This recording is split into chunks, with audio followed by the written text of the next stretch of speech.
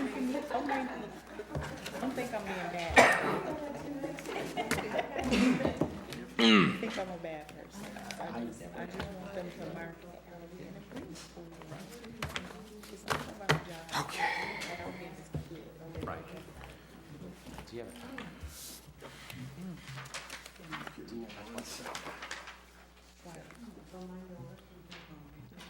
Toes. Okay, ready? So we're back.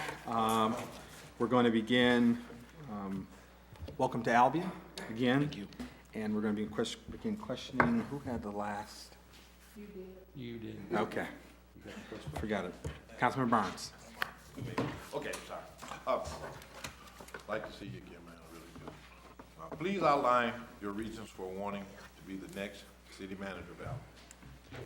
It's very, very easy. I am a downtown geek. I love downtowns. That's what I did my master's work in Iron Mountain and in Portland. I was a Downtown Development Authority Director. I love to see downtowns, historic downtowns come alive. And you have one of the nicest ones I've seen in a long, long time. And I see a ton of opportunity. I see nothing but opportunity. And the things that I hear are an opportunity. Reinvestment, apartments, there's a plan, there's a goal, there's a vision, there's bones. We just needs to be taken to the next level now. It needs to go from the plan to getting those apartments in there, to getting the retail in there, to getting the shops in there, to getting the businesses in there. And you are going to see an Albion that is going to shock you in 5 years. You'll say, remember when you could shoot a cannonball up and down the street here? Now we'd didn't hit no one. Now it would be awful. We'd hit people. There's so many people here. I want it because I see a lot of opportunity. I know a lot about this community from growing up on the west side of the state. But also I'll tell you this, from being an experienced city manager, I see a lot of opportunity here. I've been in other communities as a city manager. I'd like to come here and take the skills, the things I've learned, the contacts I have with the state, hit the ground running day one. My learning curve would be very flat. Hit the ground running. Let's move forward. Thank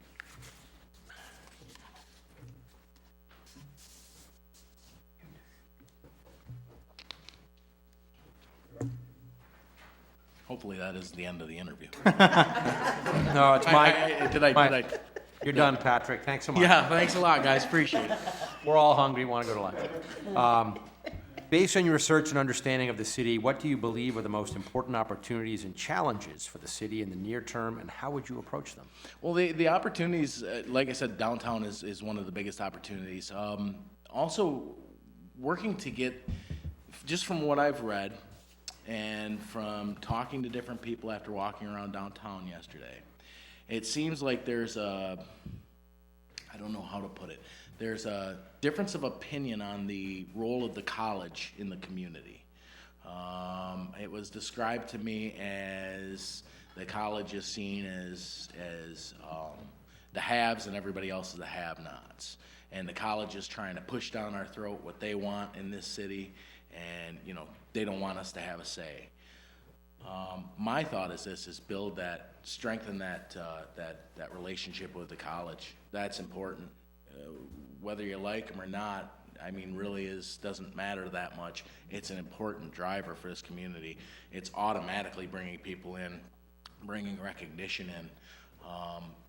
I don't know of a college town that doesn't succeed. Just because you have people coming in, you have people spending money, it brings people to your community, brings recognition to it.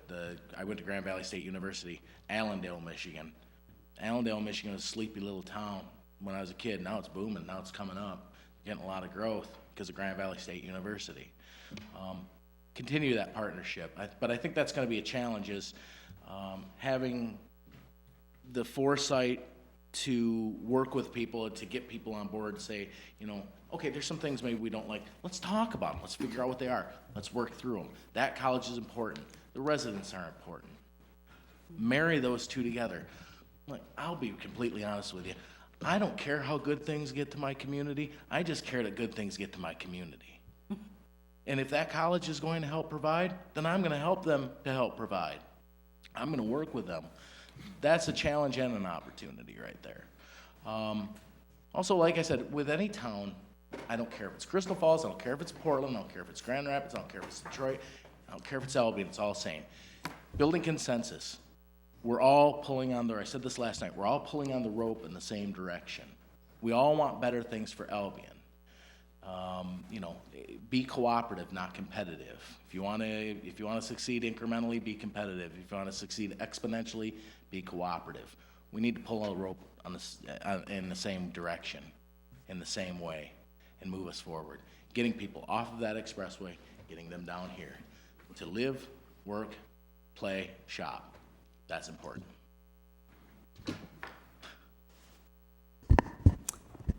Okay, thank you. How you doing today, Mr. Patrick? Good. You? Good. I'm all right.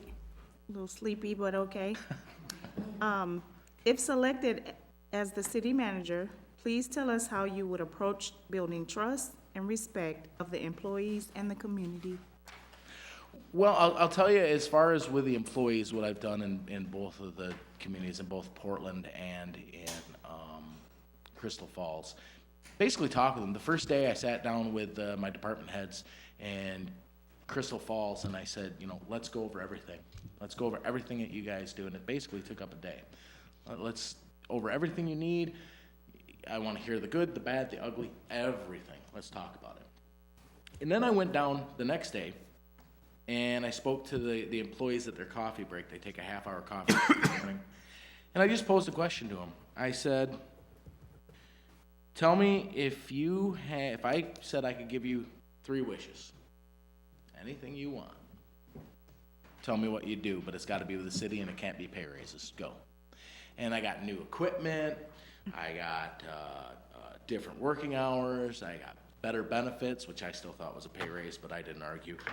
But the one that I got was there was some dissatisfaction with the council. When I was chosen in Crystal Falls, not only am I the first city manager to not be from the community, the 5th in 53 years, the first one with a contract and the first one from, like I said, from outside of the community. The guy who finished second to me was in the Department of Public Works. And all of those employees wanted him. None of them wanted me. I talked to him. I told him, this is my vision. This is what I see. This is where I see Crystal Falls going. This is how I think we can do it. And that vision, this is the only way, my way or the highway. That vision can be added onto, it can be reshaped, it can be reformed. Not so it doesn't look like a vision anymore, but just made better. I would do that same thing here in Albion. I would get involved with the employees. I would spend coffee breaks with them. I know you're going, who cares about a coffee break, Reagan? It's a coffee. Those are important. That's when a lot of these bonds are formed. Find out what's going on. As far as with the community, going to community events, going to community meetings, getting involved in the organizations that make up a community such as Albion. I don't care what they are.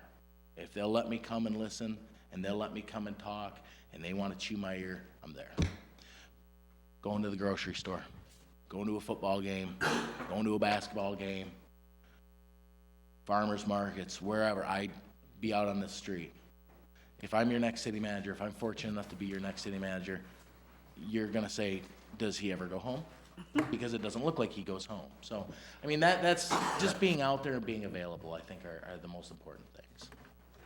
Thank you. You bet. Good morning, Mr. Reagan. How Good are morning. you? Good. Yourself? Good to see you again. Thank you for coming in. You bet. Thank you. Can you please describe in detail your approach to municipal budgeting, including the process you will use to communicate important budget objectives to the city council? Certainly. When I got to 2 styles of budgets that I've always dealt with. The first one was in Iron Mountain. It was a pretty straightforward budget, very easy. When I got to Portland in January, I was given a blank budget worksheet and said, here's your budget, fill it out. And then we're going to talk about it by the city manager. I had to get it back to the city manager. This was done with all department heads, using a capital improvement plan as a guide. got used to it, loved it. 5-year budgeting forecast, it was great. You know, give you an idea of where you're going to go and how you're going to get there. I'm a big proponent of planners, strategic planning, master plans. These things are important.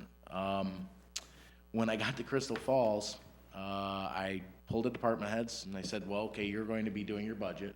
And they went, we don't do our budget, you do the budget. And I went, no, this is your department. This is why you got the top seat. You have to do part of your budget. I think Bill Parcells, the football coach for the New York Giants, one time said, if you're gonna have me make the meal, at least let me shop for the groceries. And I think that's the way here too, and I explained it to them. I said, look, you know what you need. You know what's important. I am not a micromanager. I'm not going to come down and tell you today you're going to be working on this, and today you're gonna be working on that, tomorrow you're gonna, that's not me. Mine is, I trust you. I expect results. You're a department head. I expect results. Getting the employees involved. Now, I believe the employees, the department heads are involved here, but making sure that stays on task. Using that, I would like to have community meetings on that as well when the budget comes out. Not just here you are, council, here's the budget, this is what I think, let me know. I'd like to have some workshops because I want, again, transparency is huge. I want people to know why we're doing what we're doing, why we're proposing what we're proposing. Get that out there, pre and post adoption. Get it out there so people understand this is why we're doing it. Again, you're gonna hear a common refrain from me, it's gonna be communication. I think it's highly important. I think you cannot communicate enough.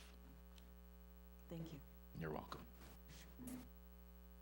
Mr. Reagan, hi, how are Hi. you? Good, you? Good, thank you. The city is very interested in improving its success in applying for, receiving, and administering grants for important city priorities. Sure. Please provide your experience in administering grants, and how would you approach implementing a successful grant application and management plan for the city? The grants, I've been on both sides of the grants, actually. As a Downtown Development Authority Director, we administered sign and facade grants in Portland, a facade grant in Iron Mountain. So I've been on that side of it. On the other side, did it in a couple different ways. Received a community development block grant for $200,000 for a facade rehabilitation in downtown Portland. Now, the unfortunate thing was, it didn't come to fruition. The gentleman's finances went downhill.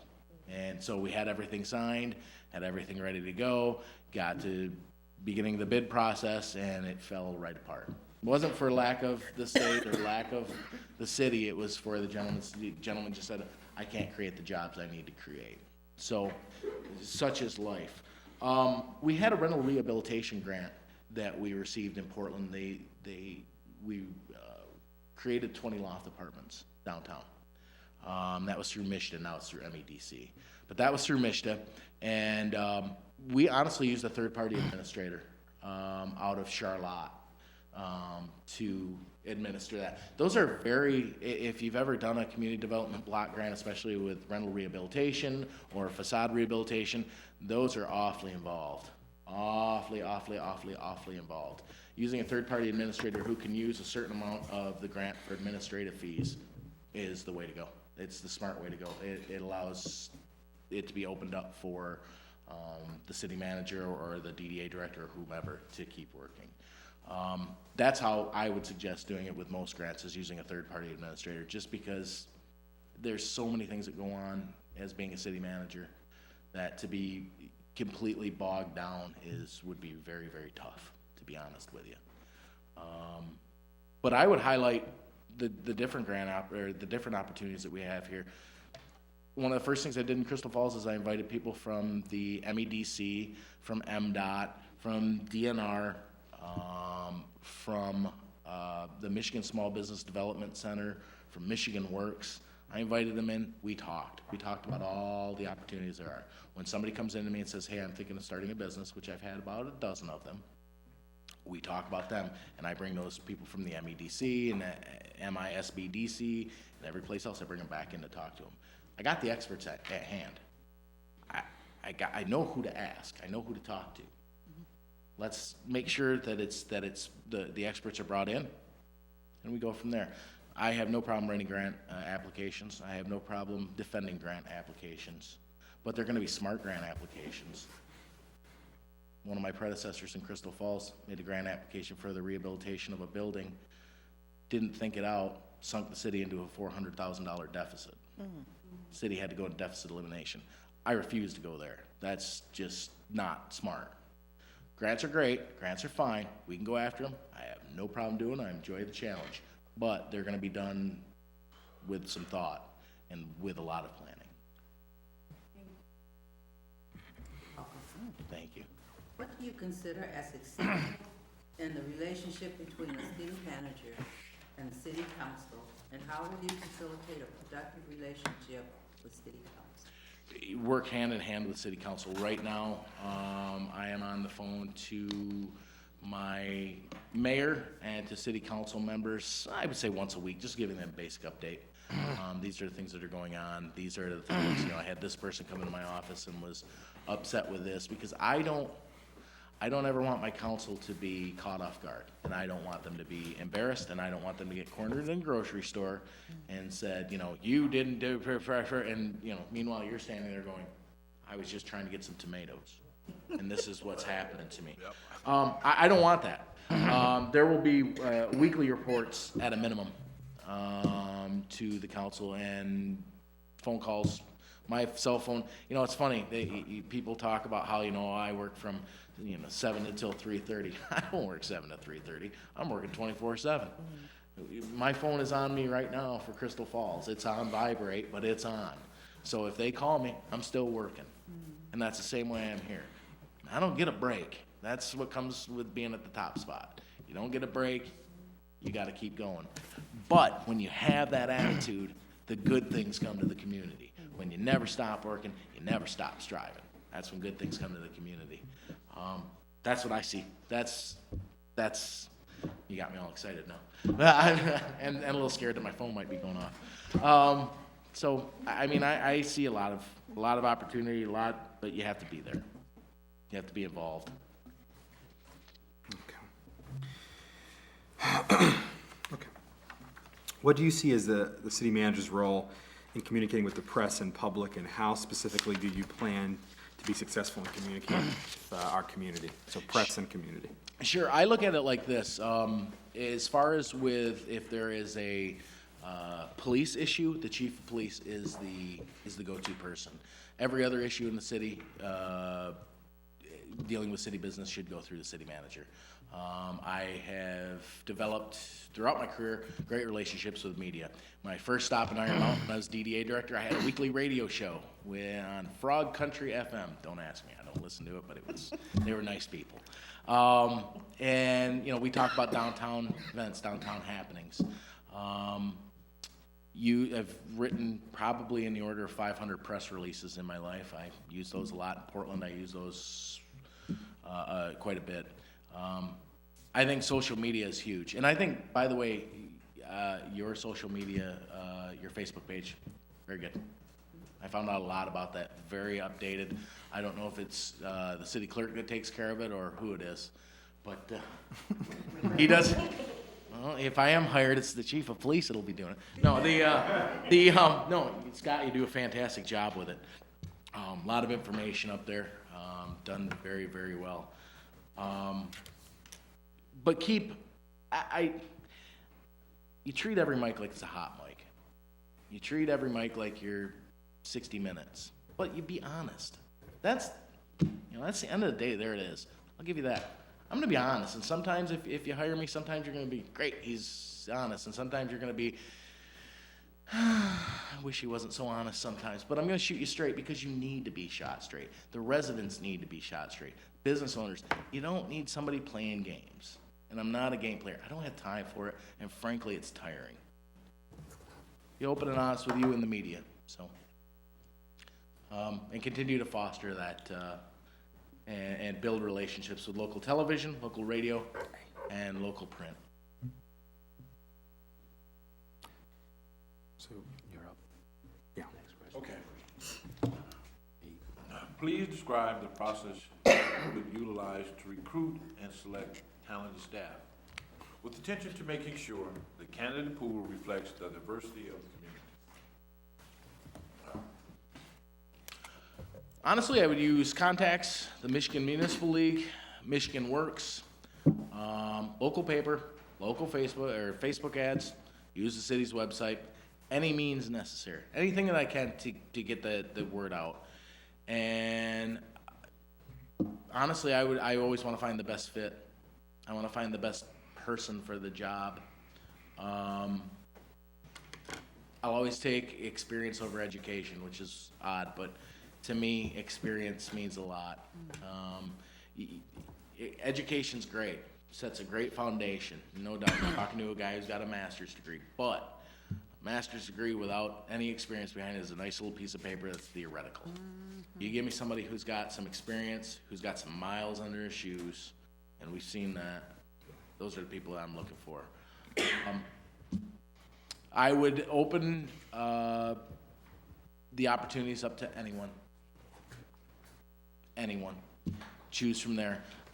One thing that I would do is I always include the department head in it, and I always include if there is an assistant. Right now, basically my deputy city manager is my clerk treasurer, and she's involved in all decisions like that. Not because I feel as though she should. I do it because she's got a good eye and ear for talent and understands things. And I respect her opinion, and I want to know. I want to know what she's thinking. And Tara does a great job, and it's important for me to hear what she's thinking because we don't always agree. I don't want a yes man either. I don't want a sycophant. I want somebody who maybe knows enough to say no to me. No, Patrick, you're not right on this one, and here's why.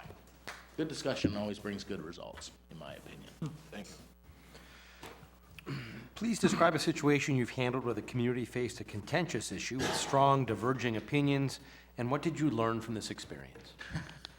I'll give you one exactly, and you're going to say, how is this a strong thing? In the UP, no town likes change. No small town likes change. In the UP, it's seen as a personal affront to people. And, they're not used to it, especially from a troll. They don't really care for it. I got there, and I'm used to having garbage service with garbage bins, the toters you take out to the street. And I saw they didn't have it, and I was getting calls of, gonna shock you, coyote, bear, deer, ripping into garbage bags overnight. So we talked to Waste Management, and we did an RFP process. We worked with Dickinson Wright, law firm out of Grand Rapids, to rewrite the garbage collection ordinance. And you would have thought that I personally made threats to people. And you know what I learned from that? Is I thought that I had gotten out in front of it enough. I thought I had talked to enough people. I had utilized Facebook, utilized our newsletter, utilized press releases, utilized council meetings just to talk about it and to talk to people when they came in. And the one thing that I'll tell you is I didn't do enough, and I should have done more. I should have went, I need to get to here, and then went past there.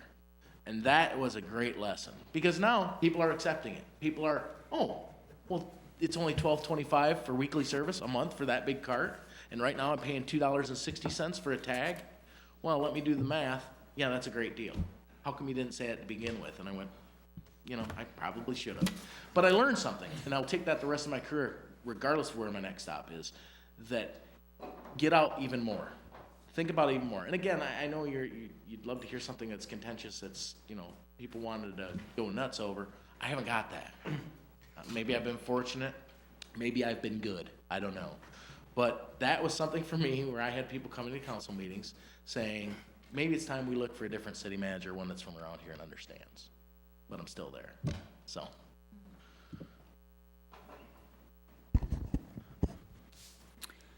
Please describe a situation when you've disagreed with your governing board.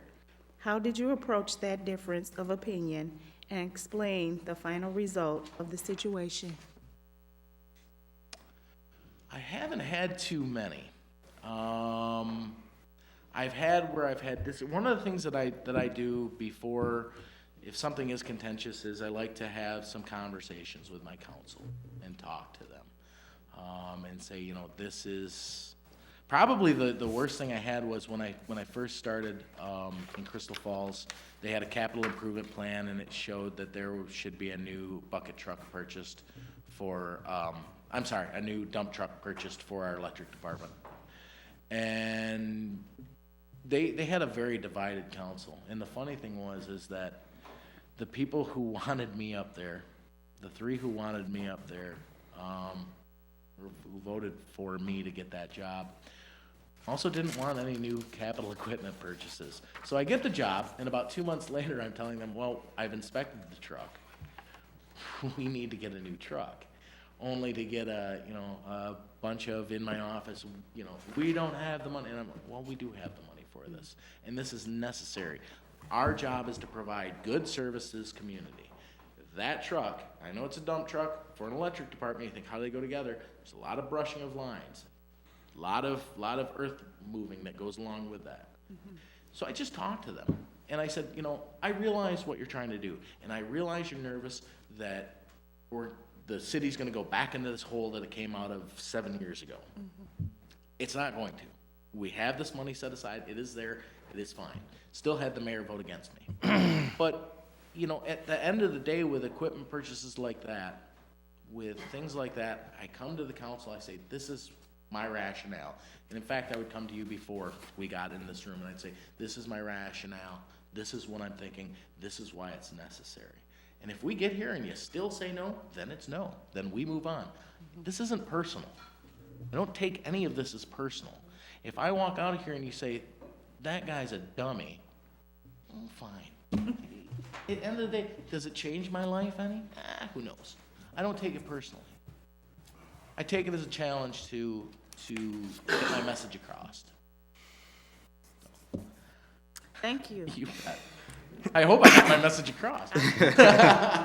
Into it. Hello again. If we were to Google search you, what would we find with regard to your past public positions? And is there any information or background you would like to provide regarding the publicly available information about you? I think you'd find that, honestly, I think the last time I Google searched myself was about 4 years ago. So there'd be nothing scary. It'd be a city manager for the city of Crystal Falls, former interim city manager for the city of Portland, DDA director for Portland. You might find something that somebody says, this bum, but find me a city manager that doesn't have that.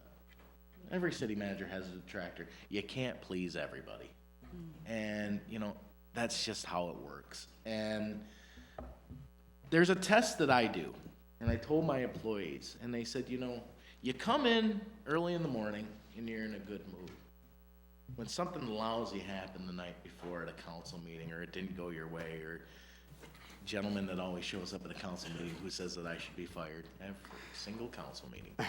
He shows up. They say, how do you sleep? I say, well, number one, I don't take it personal. Number two, here's my guiding principle. What I did today, did it make my city better?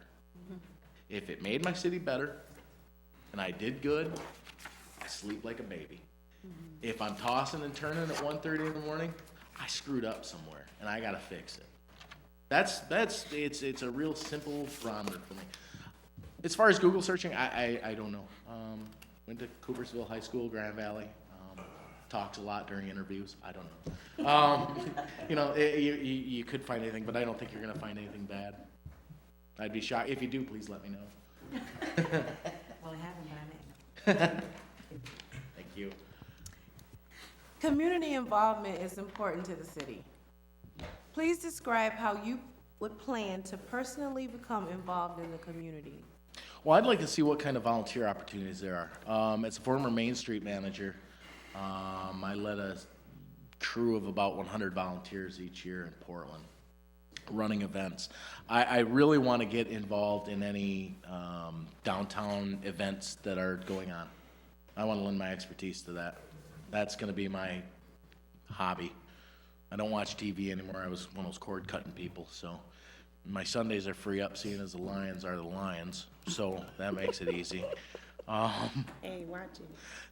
Try being the only Lions fan in Packers country. Oh my God. Finding ways to get involved, but also shopping local. Going to the places in Albion. I want to be available. I want people to come up and say, you know, you're doing great, or you're doing bad, or you're doing whatever. You know, this is how it needs to go. I think if you're not available in the community, well, number one, if I'm chosen, I'm living here, in this community, not a quarter mile outside or 10 miles outside, or I'm in the community. Because how would I possibly say, you gotta abide by these rules of code enforcement, but strangely enough, I don't. That's not gonna fly. I'm in it altogether, I'm not in it at all. But find out, like I said, the downtown events. Those are huge. Those are gigantic for me. And I know you're saying, he's talking a lot about downtowns. Well, I'm a downtown guy, and I truly think that the downtown is the barometer of your community. Well, we're on number 13. If selected as the next city manager, what do you predict your tenure would be? Growth in the downtown. Apartments in the downtown. No scandals.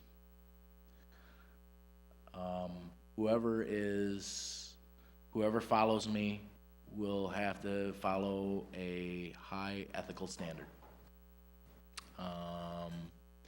And a lot will be expected of that person. There's gonna be bumps, but we'll get through them. There's gonna be issues, we'll move past them. There's gonna be problems, we'll solve them, but we will solve them as a community. It will not be solved by an individual council member, the mayor, the city manager, nobody on their own. It's all or nothing. We're all in it together. That's the only way these things are gonna work. And I said this last night, and I'll say it again. Hire whoever you like. If you think that one city manager, that one person, that's the knight in shining armor that's gonna save it, it's not. It's not. It's gonna take everybody. But I am that person that I believe can lead this community. Very good things, but I'm gonna need your help to do it. Thank you. So we're gonna have a period, I'm gonna ask a question now, it's kind of just open questions from council. So, and the order is gonna be Councilmember Brown, Councilmember French, and Councilmember Barnes, and I'm gonna start off. If a citizen came to you, well, not came to you, if you had to explain to a citizen the contours, the importance, the essentials of council manager form of government, how would you explain that to a citizen who didn't understand the manager's role, the mayor's role, the council? Sure, the council sets policy, the mayor carries out policy and assures of the day-to-day operations of the city. Okay. If you wanted a little bit, I guess, simplified, I look at it as the city manager as the main point of contact. My DPW foreman is out on the road, he's working. He can't always be contacted. You got a problem in the street, come see me. My chief of police, who's also my code enforcement officer, somebody hasn't cut their lawn, come see me. Chief of police is out, he's on the road right now, he's responding to an emergency. The manager is generally trained to do this job, to lead a city. I mean, in your charter, it says they have to have a master's degree. My training has been to understand and to learn how to run a government efficiently and effectively. Done that in my stops. Want to bring that here too, but that's how I would explain it, is that council sets the policy, manager carries it out.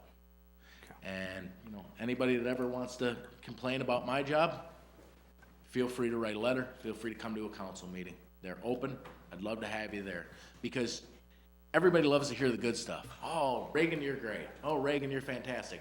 Oh, Reagan, you're tall. I'd love to hear tall, I'll never hear that in my life. But I don't learn from the good stuff. I learn from the things that I don't know. I learn from the hey, you're doing this wrong. That's the way I learn, so. Thank you. Councilmember Brown. Thank you, Mayor. Mr. Reagan, you stated earlier in the interview that you walk downtown and you talk to people. in the downtown area. Did you happen to walk any other area of the community and have conversations? I didn't get a chance to, quite honestly, regrettably. I didn't get a chance to. I got in here, I think it was around 1 o'clock, 1:30. And I wanted to have time, it's a long drive from the UP, so I didn't get a chance to. I wish I had, and I know some of the other candidates live a little closer and they got the opportunity. But I'll tell you what, that's day one.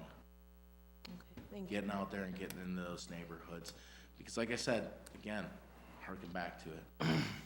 It's not just about me and it's not just about all of you. It's about everybody. And those people in the neighborhoods, those property owners, those renters, they need to know they're involved and they're welcome to. So. Thank you. Councilmember French. Thank you. Thanks for being here, Patrick. So Albion is a unique city in that we really have more than one downtown. We have a downtown that's covered with bricks. It's the target of much recent activity. Sure. But we also have two other areas where businesses are located that are in need. So if you came in from 69, you came down Eaton Street. Yeah. Came in from 94. Yeah, from the Yep. west, and you Yep. came down 94. You came by Eaton Street, and you saw what that urban area is like. So my question is that as a city with great diversity and multiple opportunities for economic development, you've talked a lot about downtown, which I assume you mean the brick streets. Certainly. But there's a need for development in other areas of the city. So how would you sort of prioritize the needs of those sort of things, right? There's money for historic district development in the Brick Street area, but it's more challenging elsewhere. So how does that look? Again, that goes back to it's not just about me. When you prioritize, and I've been asked this question before, they say, well, how do you prioritize? How would you do this? And it's my interview, I get that, but I'll tell you this, it would be us, along with city staff. I am a gigantic proponent of strategic planning. You will not find a better one or a bigger one. Imagine I come to you and you all say, downtown's fine. It's fine, doesn't need any work. And I come to you with nothing but project after project after project after project after project that talks about downtown. You're gonna go, maybe he isn't listening. But what that tells me is there hasn't been good strategic planning if I were doing that. I wouldn't know the goals and the objectives that you've set. That's where I'm looking at. Yeah, I'll always have an eye on downtown. We can always work to make it better, but maybe the outlying areas, maybe the residential neighborhoods, maybe an industrial park, maybe those need to be worked on. I have experience working in those. Absolutely fine. We gotta work on it together. And again, I'll say it once again, hire whoever you like, work on it together. Thank you. That's my idea, I guess. Councilmember Barnes. First, I need to let you know, I'm from Grand Rapids, Michigan. I attended Grand Valley and played football and basketball in 1973 to 75. I wasn't even born then. Go Lakers. Oh, I'm sorry. But anyway, I'm trying to lead into this. Grand Rapids is booming. I was there before Van Andel Marine was there. I lived right down there, about less than a mile. And I see how great it is now. So I'm sure you have some experience with that. That leads me into this question. I contacted one specific city manager concerning you, several people in the town.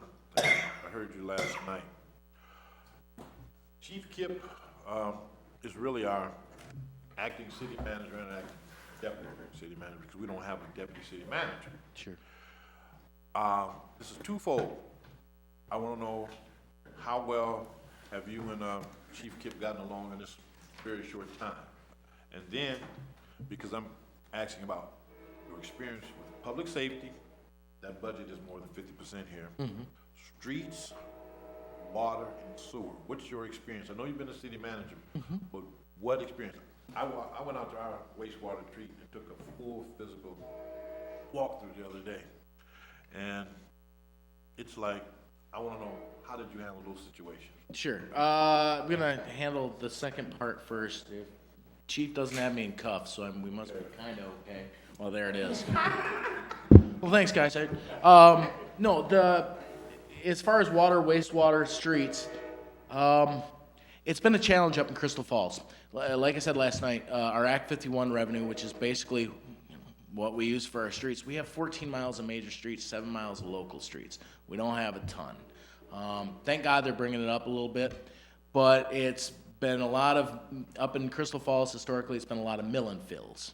That's as good as it gets. I'm fortunate enough, one of the reasons I bought the house that I purchased up in Crystal Falls was it had curb and gutter, which was done with a water project. In Portland, we did that as well. We married a lot of projects together. So you had water, sewer, electric, and streets all working in the same way.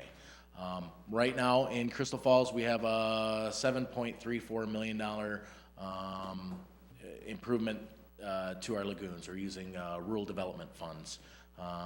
Just so happens we got in at a great time where we're going to get nice grants, nice loan, and low interest rate on it. But these things, they've needed work for 20 some odd years.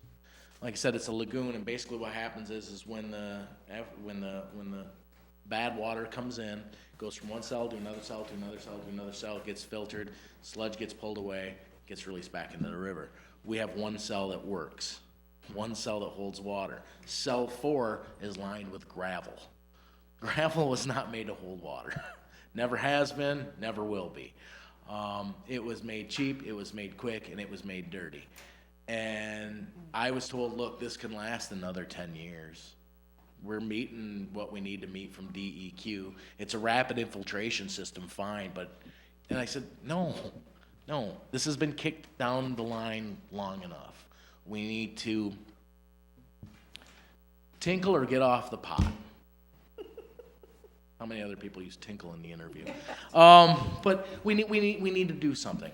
And I knew it wasn't going to be fun, and I knew it wasn't going to be something that was, hey, that's great, because our sewer rates are going to double, and it's going to not be a fun process, and it's going to be a lot of explaining about why the water rates. But here's the honest facts. Number one, it should have been done a long time ago.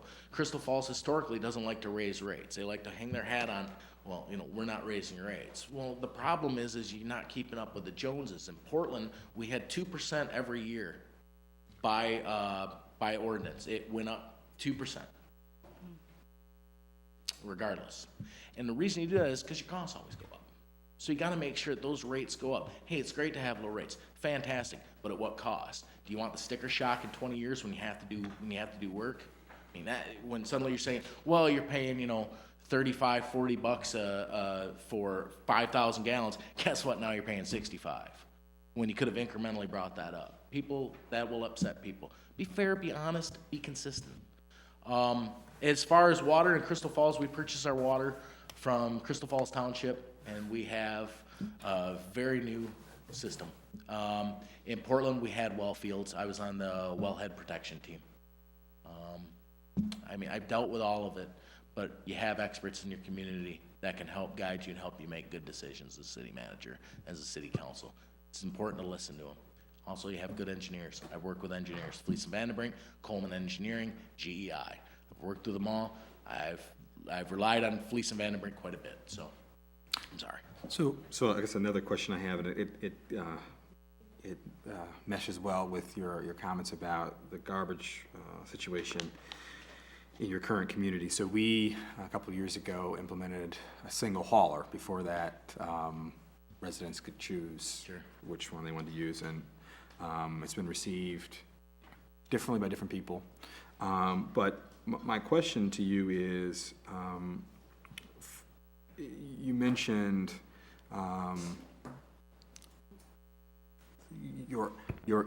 the lesson you learned from that experience was to kind of get out ahead of that.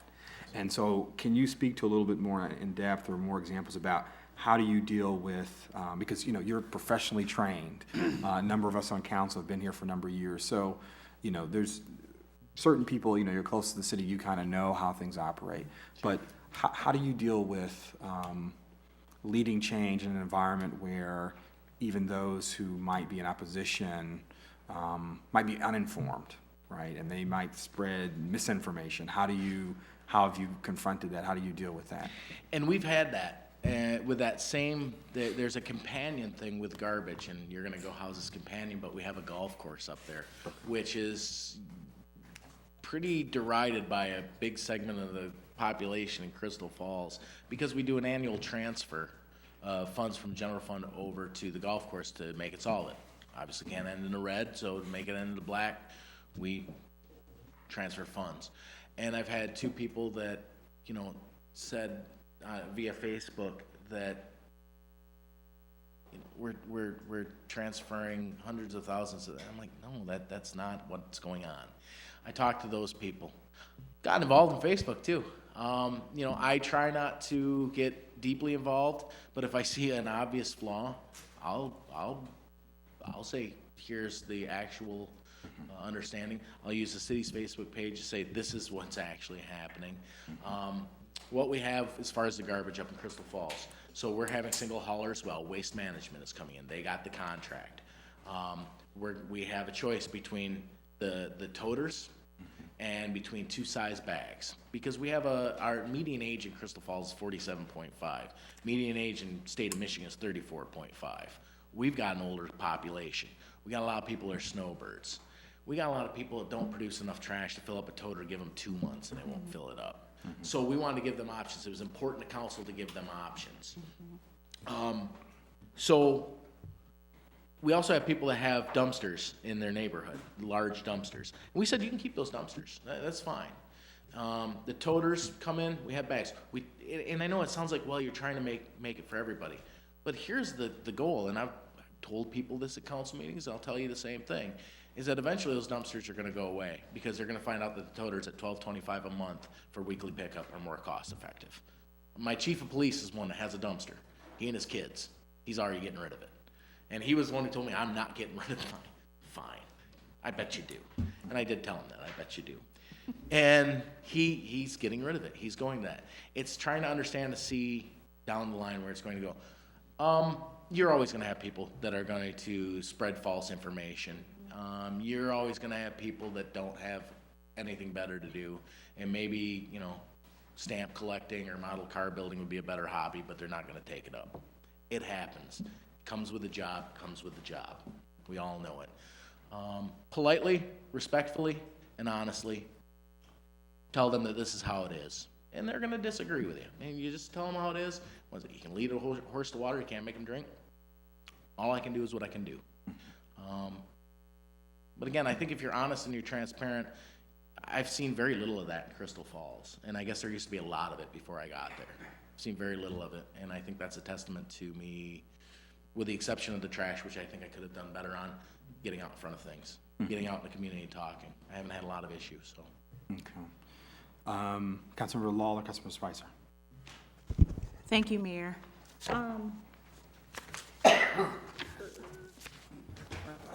I don't know where my paper went to, but I feel like it's all of our responsibility to market Albion, and one of the things that I have been asked is that we need to bring people to Albion, and we need to better market Albion than what we are doing, which I was unaware, but so I'm saying that to say this, how would you help Albion market Albion, knowing that there's no hospital, but we are getting an after-hours care unit that's gonna be in my precinct? Sure. We have a K-5 school here located in Albion, but we have annexed our middle school and high school. Buses do come in and out from neighboring communities. So how would you just paint a picture to make Albion look so great that you still should come here even though these things are happening? Historic downtown, historic opportunity. That's what you have here. You have a historic downtown and you have unprecedented opportunity here. Hospitals, great cost, or the quality of life with schools and hospitals. Okay, we can't work past that. We can't. Are we going to bring the school back? Probably not. So there it is. So let's work on our strengths. Let's focus on what we have. It's a historic downtown, river, community that cares, access to transportation, world-class transportation. I mean, how far is Detroit away? How far is a good international airport away? I know we have rail line in town. I didn't need an alarm clock this morning. It bounced me out of bed. But that's fine. That's the sound of money. That's the sound of good things. Focus on what we have. Get those out. Get those out to site selectors. Get those out to developers. Talk to anybody that will listen to us. As far as businesses, and I think this is all encompassing, as far as businesses, cooperative radio advertising, banner ads on website, Facebook page, continually bust that out. Sky's the limit. Short of a plane dragging a banner behind it says, come to the city of Albion, and I'd consider that if the cost was right, anything we can do. Anything. But one of the bigger things that I think is, as far as tourism goes, is getting in with the chambers, getting in with the Pure Michigan campaign in any way, shape we can. My personal one is, and maybe I'm getting a little old, so I'm going to show it here, but is the brochures at the welcome centers. There's 13 welcome centers in Michigan. When I go to a new state, I look online first. There's another thing, make sure that website is always up to date and always beautiful, attracts people in. But when I go to a welcome center, I pick out and I say, historic Frankenmuth, or, historic Escanaba, or whatever. Those are important because those can shift a day for me. Those can make me go, I didn't even consider it. Let's go there. Any way, shape, or form. I will talk to anybody, as you can well see. I have no issue talking to anyone, and highlight the opportunity that we have. Highlight the good things that are going on in this community, and dream big. You think pennies, you get pennies. You think dollars, you get dollars. I like to think dollars. Frankly, that's why I'm here today. Thank you. You're welcome. Councilmember Spicer. Thank you. Mr. Reagan, you have undoubtedly seen the job description for this position. Mm-hmm. However, we know that a job of this caliber will entail more than what you've seen in black and white. And considering that, what's in black and white, can you share with us what your strengths and weaknesses are with regard to this position? Sure. Obviously, start with the strengths, communication. I'll tell you what my mentor in Portland, Tom Dempsey. He was the city manager in Portland. Before that, he was in Sparta. And actually, it's funny, and I'll give you a companion story here. But Tom used to say to me, he'd say, "Patrick, you don't have all the answers, but you have the ability to ask the right questions to the right people. And you have no fear of doing it." She's exactly right. And I'll tell you something else that was funny, and it's aside here, and it actually kind of involves James. One of the people that works with James, his name is Ryan Cotton. Ryan used to be the city manager in the city of Holland. I applied to be, and Ryan was one of my master's degree professors. I applied to be their downtown manager, which is kind of like a chamber director. And one of the portions of that, I had to interview with Ryan. And Ryan pulls me in his office. We talked for about 45 minutes. Within 3 minutes, he said to me, he goes, "I'm glad you came in, thanks. You're not a downtown director. You're not getting this job." And I went, "Huh?" And he said, "You're a city manager. Just nobody's told you yet." I always took that as kind of a badge of pride. I like to see the unexpected. I like to plan for things. Part of that comes from me being a worrywart, I guess, of thinking, just constantly thinking down the line.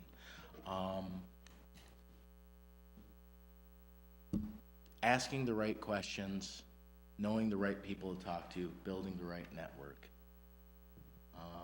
I am not scared to talk to the person that loves me, obviously, and I'm not scared to talk to the person that hates me and speak to them the exact same way.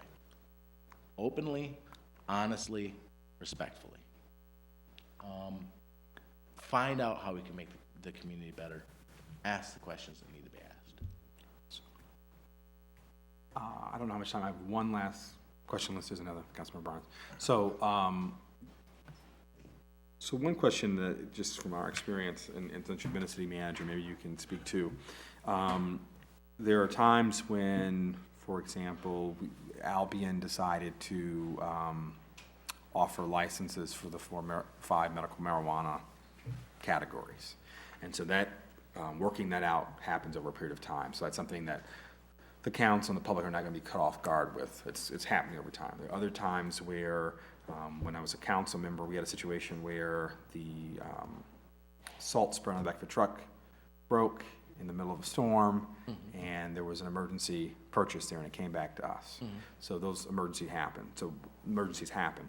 But the question I have is, can you speak to your experience or your strategies for dealing with striking the right balance with letting council be able to have that deliberation? Because I know, and sometimes there have been times when grants have come before us and we're asked to jump on board and make a matching fund a decision, and I think that sometimes it puts us in an uncomfortable position. So I'm curious about, what do you do to make sure that the council's not put in a position where, if they were to say, well, it was last minute, so we can't support it, it doesn't become a political football? Sure. We had in Portland, when I was the interim there, we had a street project going on. We had about 3 change orders that came up, and you had to make a decision now. And so it was, I couldn't bring it to council. I'm not gonna call for, or ask council to convene for one thing. We'd be doing that all day.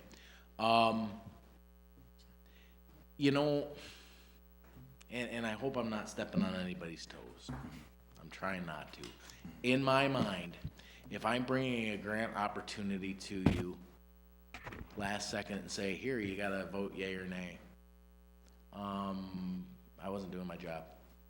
I should know about those before they come up, well before they come up. Yeah, you'll have a couple slide past you, totally get it. But if it's a big substantive grant opportunity, personally, I would look at the application and say, last second applications normally look like last second applications.